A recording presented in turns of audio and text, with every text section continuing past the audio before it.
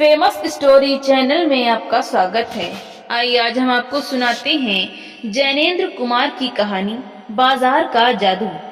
बाजार में एक जादू है, वो जादू आंख की राह काम करता है। वो रूप का जादू है, पर जैसे चुंबक का जादू लोहे पर ही चलता है, वैसे ही जादू की भी मर्यादा है।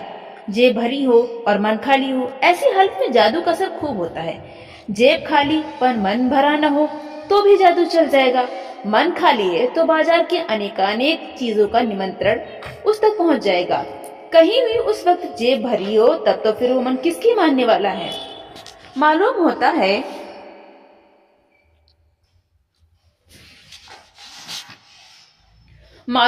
यह भी लूं वह भी लूं, सभी सामान जरूरी और आराम को बढ़ाने वाला मालूम होता है, पर यह सब जादू का असर है। जादू की सवारी उतरी कि पता चलता है कि फैंसी चीजों की बहुतायत आराम में मदद नहीं देती बल्कि खलल ही डालती है। थोड़ी देर को स्वाभिमान को जरूर सेंक मिल जाता है, पर इससे अभिमान की गिल्टी को और खुराक ही मिलती है। जकड़ रेशमी डोरी की हो तो रेशम के स्पर्श के मुलायम के कारण क्या वो कम जकड़ होगी?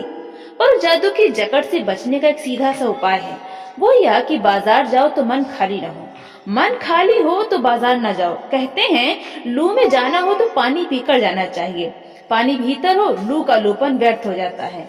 मन लक्ष्य में भरा हो तो बाजार भी फैला का फैला ही रह जाएगा, तब वो घाव बिल्कुल नहीं दे सकेगा बल्कि कुछ आनंद ही देगा। तब बाजार तुमसे कृतार्थ होगा क्योंकि तुम कुछ न कुछ सच्चा लाभ उसे दोगे। बाजार की असली कृतार्थता है आवश्यकता के समय काम आना। पड़ोस में एक महानुभाव रहते हैं जिनको लोग भगत जी कहते हैं। चूरन बेचते हैं। यह काम करते जाने उन्हें कितने बरस हो गए हैं, लेकिन किसी एक भी दिन चूरन से उन्होंने 6 आने पैसे से ज्यादा नहीं कमाए। चूरन उनका आसपास सरनाम है और खुद खूब लोकप्रिय हैं। कहीं व्यवसाय का गुर पकड़ लेते और उस पर चलते तो आज खुशहाल क्या माला माल होते, क्या कुछ उनके पास न होता। इधर 10 वर्षों से मैं देख रहा हूँ उनका चूरन हाथों हाथ जाता है, पर वो ना उसे थोक में देते हैं न व्यापारियों को बेचते हैं।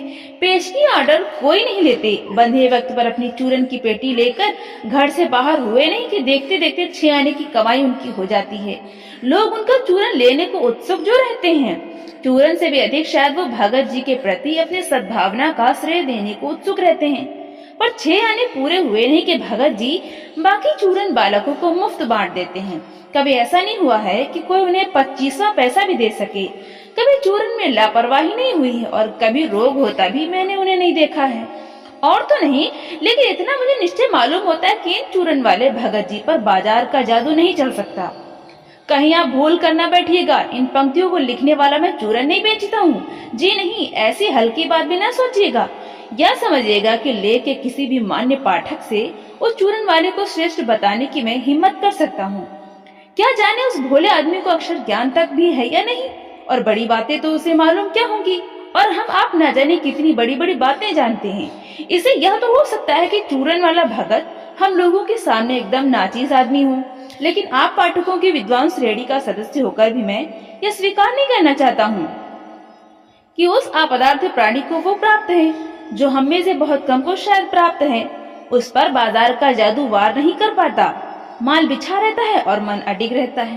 पैसा उससे आगे होकर भीख तक मांगता है कि मुझे लो, लेकिन उसके मन में पैसे पर दया नहीं समाती। वह निर्मम व्यक्ति पैसे को अपने आहत गर्व में बिलखता ही छोड़ देता है। ऐसे आदमी के आगे क्या पैसे की व्यंग शक्ति कुछ भी चलती होगी? क्या वह शक्ति कुंठित रहकर सलज्जहीन हो जाती होगी? तो दोस्तों, आपको ये कहानी कैसी लगी? लाइक करें, शेयर करें और कमेंट करके हमें जरूर बताएं। और इसी तरह की हिंदी साहित्य की कहानियां सुनने के लिए हमारे चैनल को सब्सक्राइब करना बिल्कुल भी ना भूलें। तो मिलते हैं अगली नई कहानी के साथ। बहुत बहुत धन्यवाद।